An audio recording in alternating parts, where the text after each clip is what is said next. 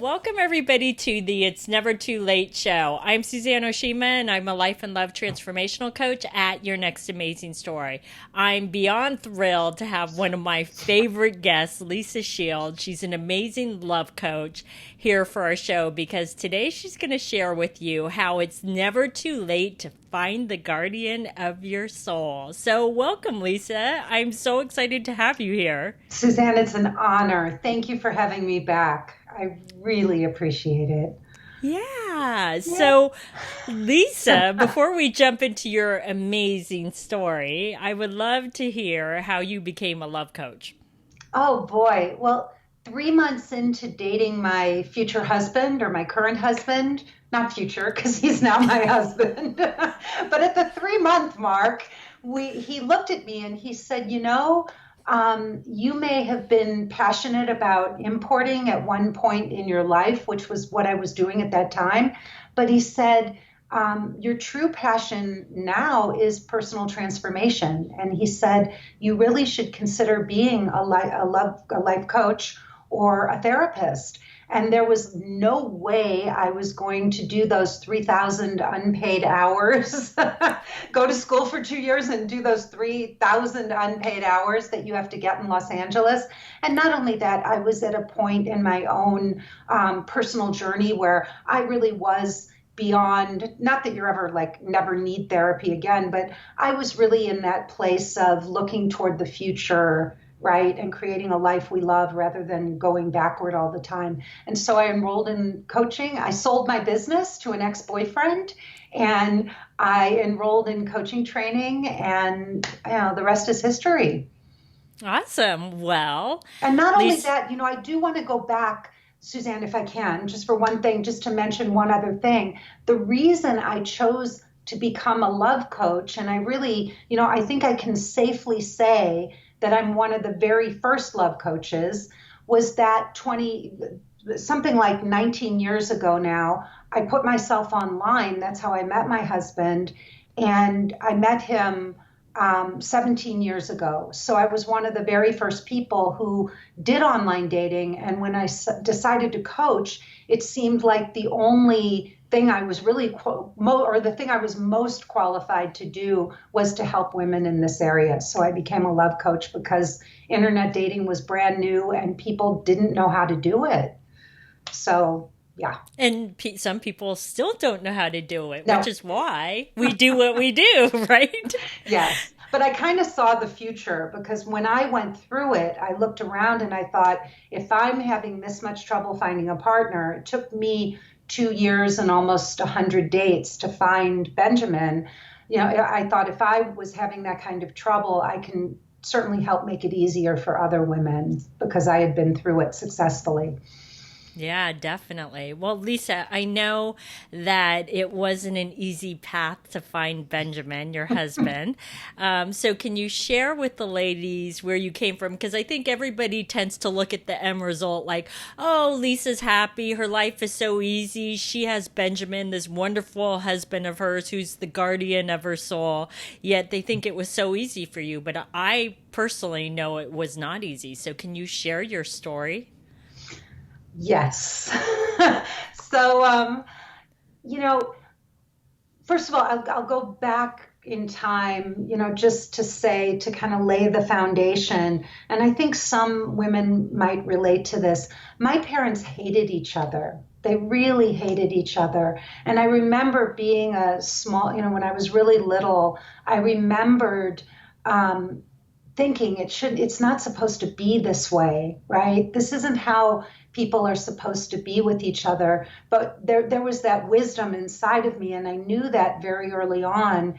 But as I grew up, of course, I was molded by my parents' behavior, and I became a product of them. But inside of me was always this feeling that I was a loving person at the core of my being. And I think I knew that my whole life, regardless of what I had to go through to get back to that.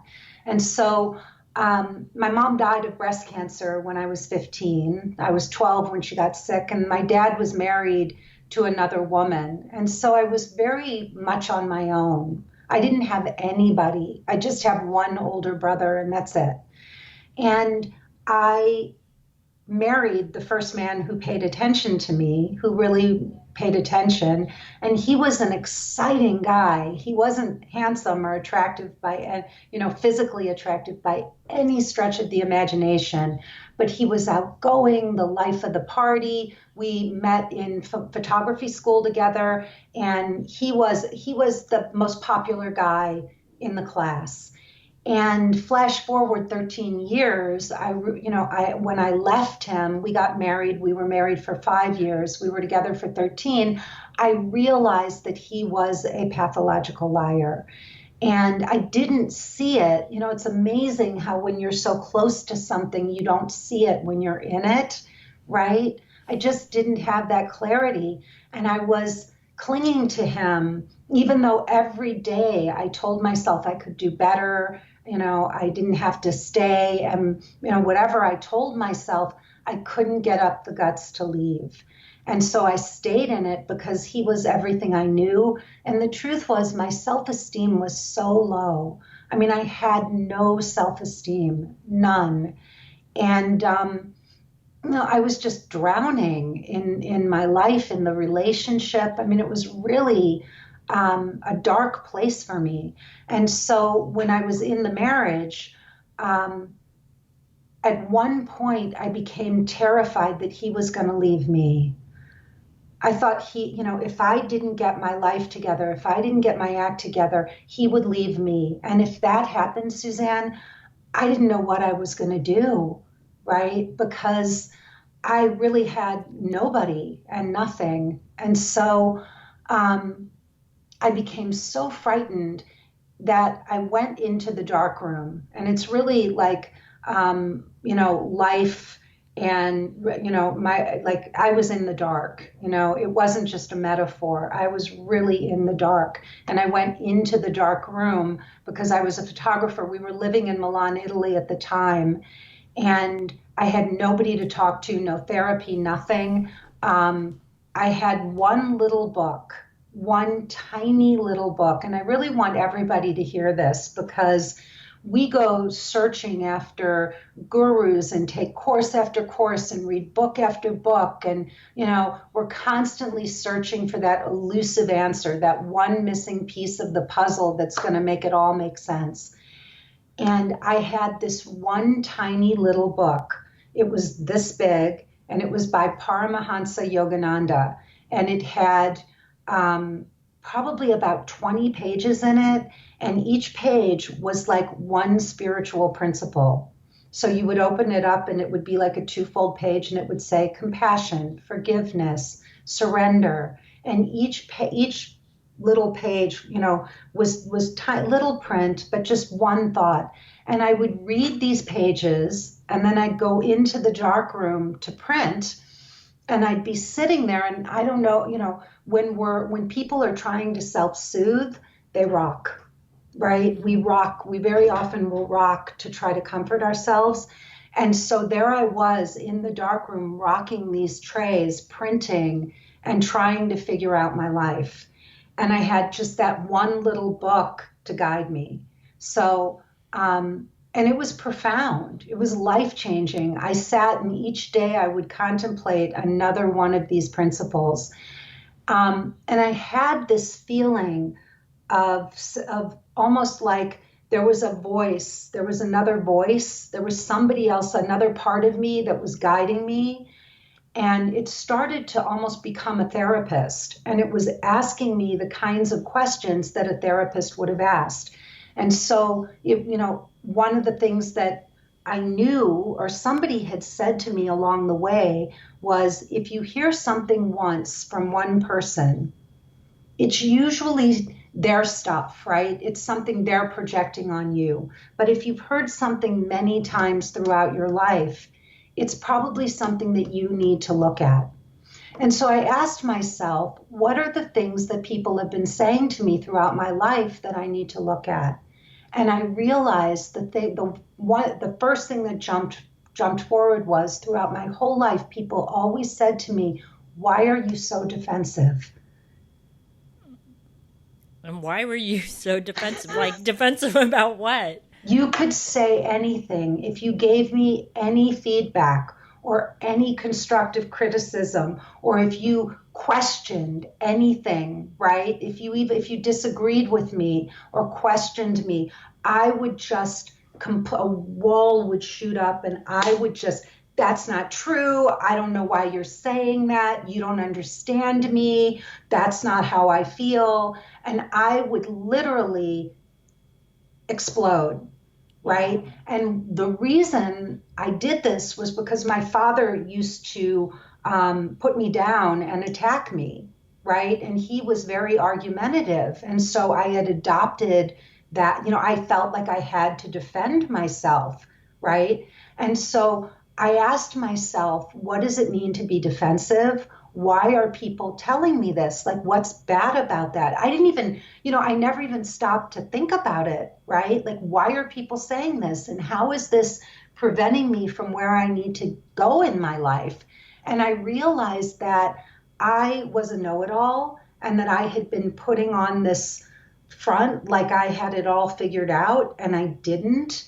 And I really wasn't open. I didn't know how to listen. I didn't know how to take feedback. I didn't know how to ask for help.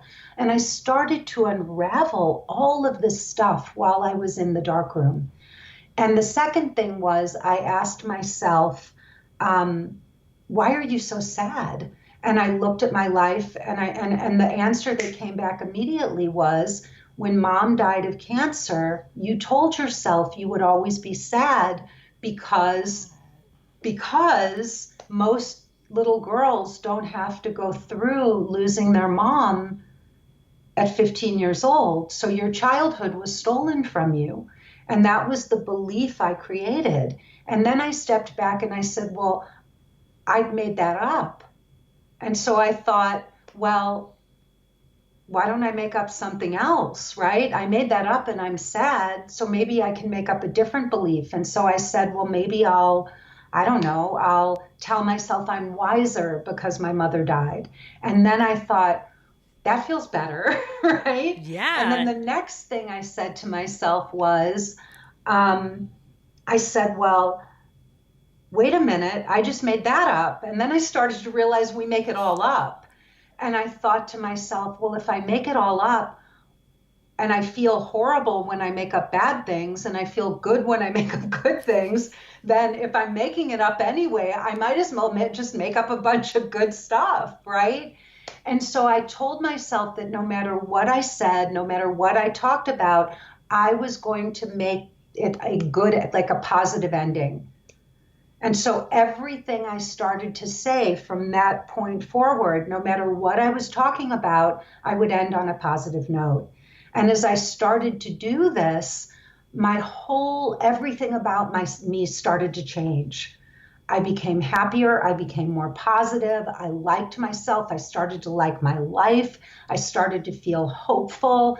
And my ex-husband and I were sitting one day and we were talking about money. We were having the same argument about money that we had had for 13 years. And that voice again, that witness, that part of me that was observing, said to me, Lisa, if you had a tape recorder of this conversation from 13 years ago and you could press play, it would be the identical conversation, the identical argument. And my thought was, I've gone nowhere. In 13 years, I have gone nowhere. And I stopped in the middle of the conversation and I said, I can't do this anymore. Wow. That's significant. Yeah. I mean, it was huge. And that I was so afraid that he was going to leave me, and I wound up leaving him. And the day I left, Suzanne, the rent hadn't been paid in 6 months and the phone was turned off. And we were living in Milan, Italy at the time. So I packed my bags, I got on a plane, and I went back to the States. My brother was moving to Santa Fe, New Mexico. And so that's where I went. And I started my whole life over.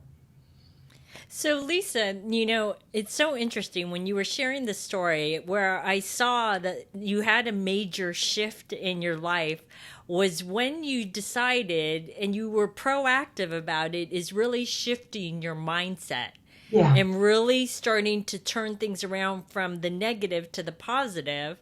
And I almost saw like you had this aha moment. And then once you started living your life in this positive mind space instead of the negative mind space, is that's when you were actually able to elevate yourself in your past marriage and see that, you know what, this is the same thing over and over. And you Yeah. were able to step outside of that and say, do I really want this? Right? Yes. And I also started, Suzanne, for the first time in my life to take responsibility for my choices, for my actions. I started to see that when I was in the dark room, that I was a consummate victim. And I realized one of the epiphanies I had was that, um, I'm not responsible for anyone else. Like if everybody just took responsibility for themselves, the world would be a completely different place. And I realized that not only do I have to take responsibility for myself, the only person who really knows what I want and need is me. I'm the only person who knows that. I'm the only person who can decide what's right or wrong for me. And so that too was a huge shift, but it was stepping back, taking responsibility for my life. Look, seeing that we really do, it's all a story that we're creating, and making this conscious decision to just like make it up, and I really had fun with that. I took that idea and I just, while I was in the dark room, one of the things that I did was I said, I'm done with believing what other people believe. And I thought about, I know that there are different books or, theories that talk about this stuff, but I really want you to know, like, I did this on my own in the dark room. And this was not from a book I read or from something somebody told me. I had this insight and I thought, I'm not going to believe in somebody else's version of God. They made that up, just like I make up my stuff. I'm not going to buy into somebody else's concept of God concept. And so when I was in the darkroom, I created my own spiritual guide. And I call him Pantangeli. I And love that it. was Pantangeli had he. I didn't realize this years later. I made the connection. He was one of Yogananda's big spiritual gurus, and he translated the Yogic Vedas. So I didn't remember all of that at the time. I didn't make that connection, but I remembered that the name Pantangeli just sounded magical to me. And you can't name like a child or a dog, Pantangeli. Yeah. It's a little weird, but he's a cross between Gandhi and Merlin. And I have meditated just hundreds and hundreds of hours with Pantangeli, and he really is my spiritual guide that came out of that. So all of this came out of me just I stopped running away from myself and I really went inside myself and I found me. So, Lisa, there's so many things, nuggets here that I really want women to see. And I think that is so important is, I think a lot of people tend to, when they're down in the dumps like that they look outside for that external fix, or I need somebody to help me, when sometimes the solution to fix things is actually within you, but you have to look within and do the scary thing and spend time with yourself. And I know that can be scary, but you were able to overcome this and not let that hold you back. But I also want to address one other thing that you brought up, because I think it's important for women to really understand this, what you mentioned. And I want to go a little bit deeper and talk about the victim mode, Mhm. because I think that's really key. It's very easy to go into, my ex husband, he took advantage of me, he did this, he did that. But at a certain point, it takes two to be in a relationship. And so, can you share Yeah. where, you actually started to take responsibility for your part in the relationship? Yes. So I think I took responsibility while I was there with him. I was able, what I did was I finally allowed myself to envision what my life would look like without him, because that had been the place I couldn't go in my imagination. And I said to myself, Lisa, if this ends, what will you do? What will be your next steps? Where will you go? How will you put your life back together? And as I started to do that, I started to see that I was actually going to be happier without him. And I saw that a lot of what had been weighing me down and what I had been blaming myself for, some of it was his stuff and some of it was my stuff. So first I started to separate all of that.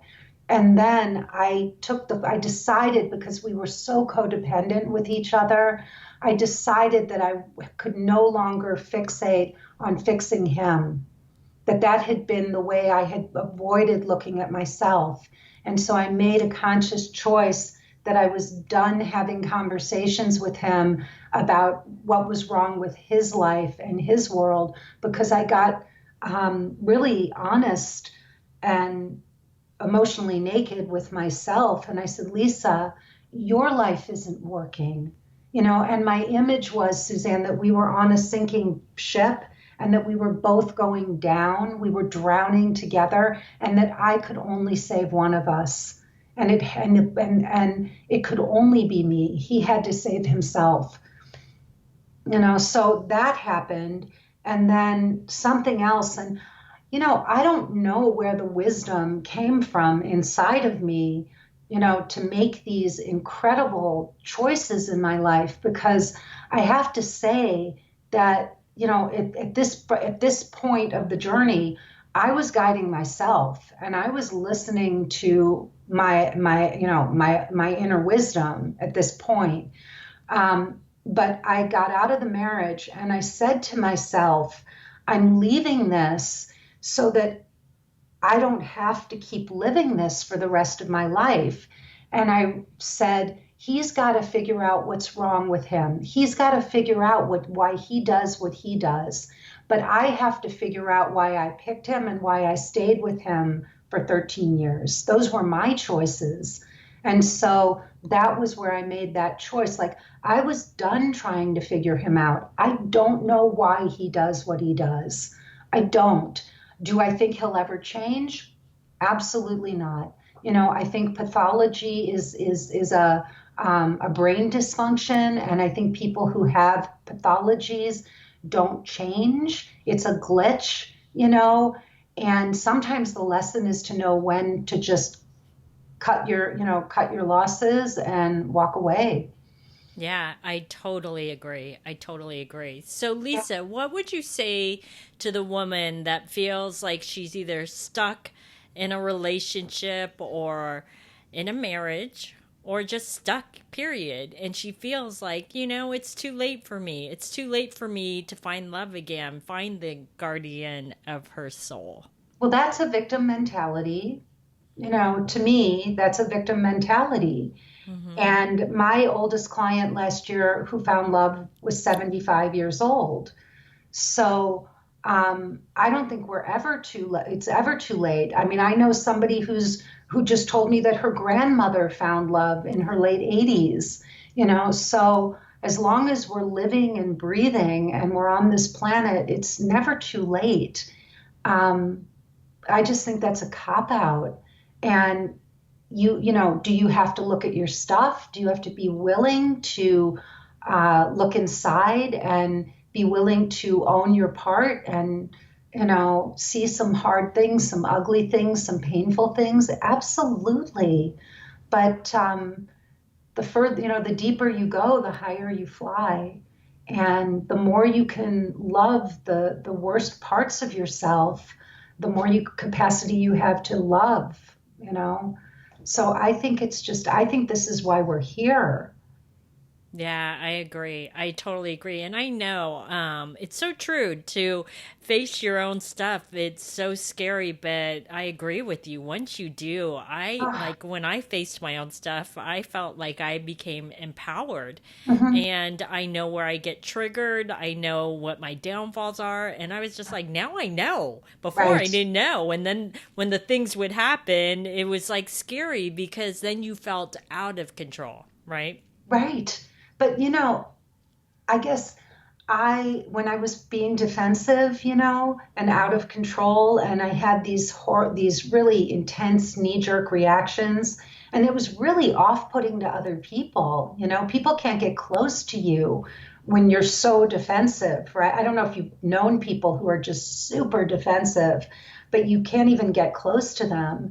And I made a choice that I didn't know what to do. Like I didn't know how to stop it.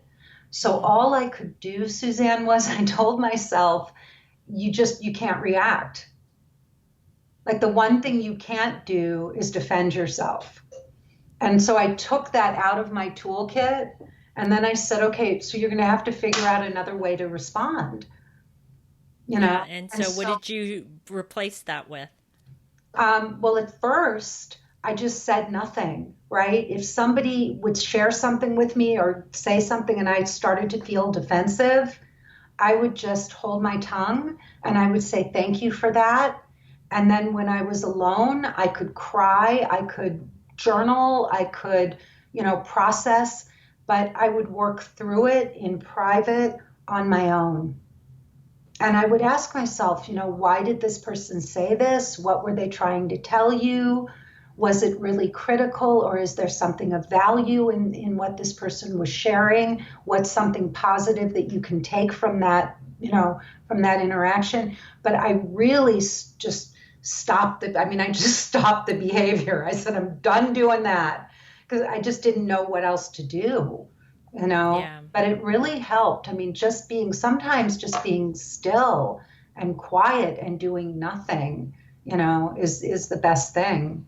Yeah. And neutralizing it. So, in moving forward in your life, can you tell us really quickly how Mhm. when everything started to shift, how you met Benjamin Yes. and that amazing story? Yeah. So I did about 6 years of really intense work on myself. Anything and everything that seemed, useful. If it really had felt like there's something there, I trusted my gut, which is something I'm really good at.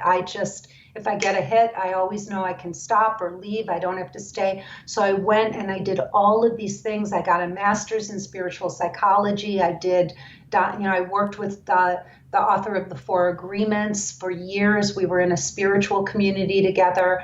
Um, did traditional therapy, landmark forum. I mean, anything that seemed worthwhile.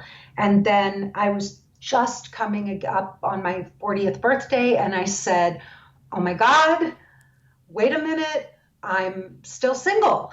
Like, what just happened here?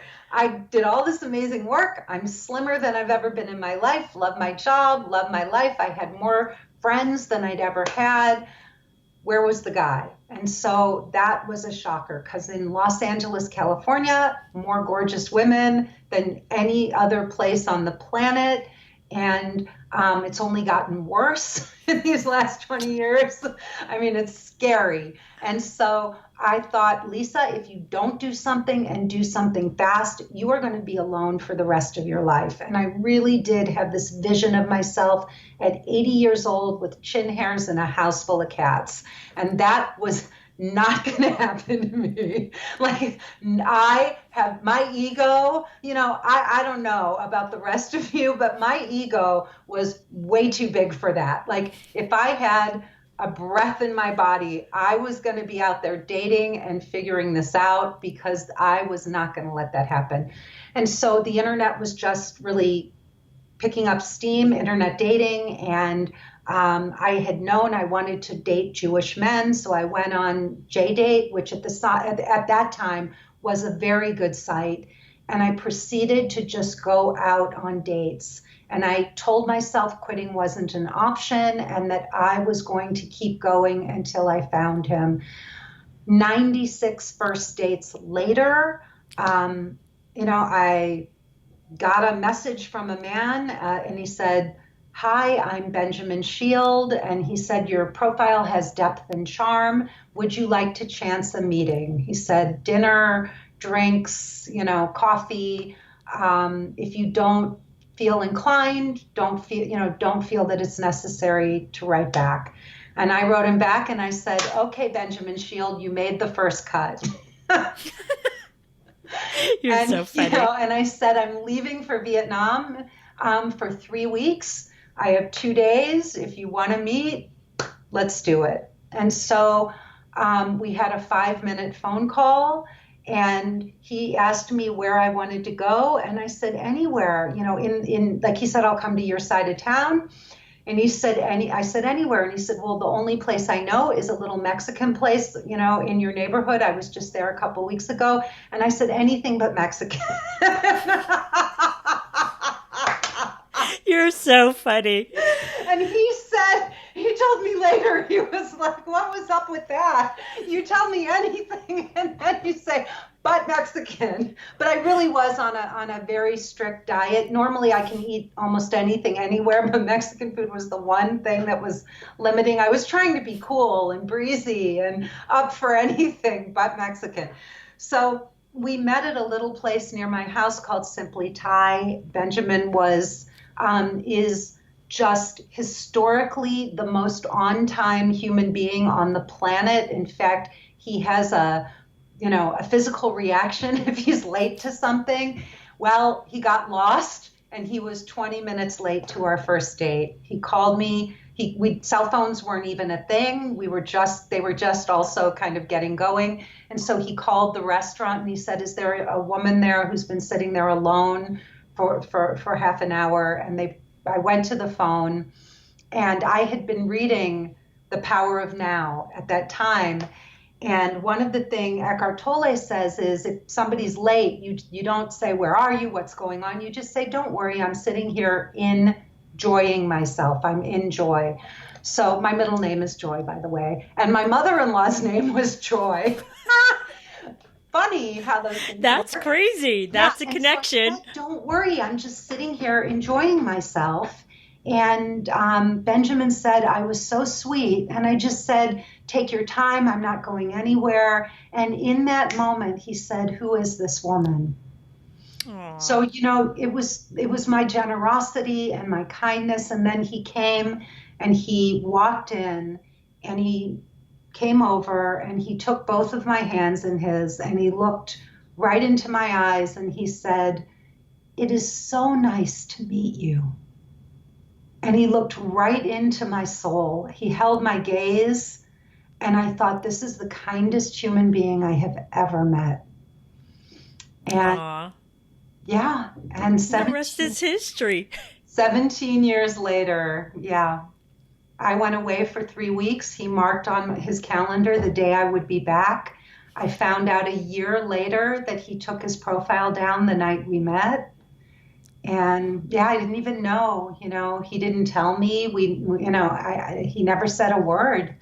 And it was, it's been, he is the guardian of my soul. And yeah, um, I love him. I don't know of a finer human being on the planet. I mean, I've spent 17 years looking for a crack in the veneer or in the looking for some crack in the surface. And my husband is the real deal. He's just, I don't know of a better person. Aw, I love your story. I've heard your story before, but every time I hear it again, it makes me want to cry. And I can see that you're tearing up too, because I know that you feel so much gratitude for what you found after, right? After something that you thought was so like horrible and you didn't know how you were going to get out, but you saw that there was something on the other side for you. Well, I really do believe in unconditional love. And I mean, I'm a living example of what that looks like and what that means.